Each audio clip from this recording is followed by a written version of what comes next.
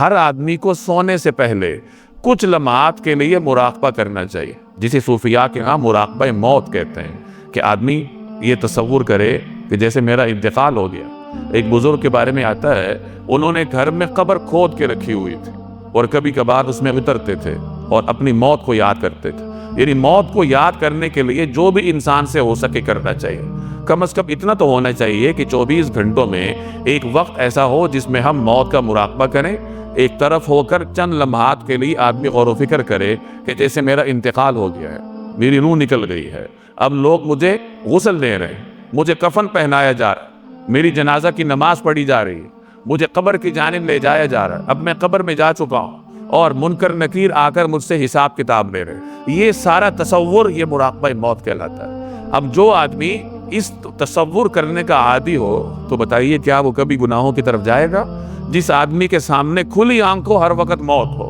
کہ کوئی لمحہ میرا ایسا نہیں ہے کہ جو موت نہ آنے کی ضمانت دے سکے، کسی وقت بھی انسان اگلی دنیا میں منتقل ہو سکتا ہے، تو اپنا احتساب کرنا چاہیے۔ گزرے ہوئے وقت کو سامنے رکھ کر انسان اپنا خود محاسبہ کرے کہ میں نے اس وقت میں کیا حاصل کیا اور میرا ہر آنے والا دن آخرت کے اعتبار سے بہتر کیسے ہو سکتا ہے۔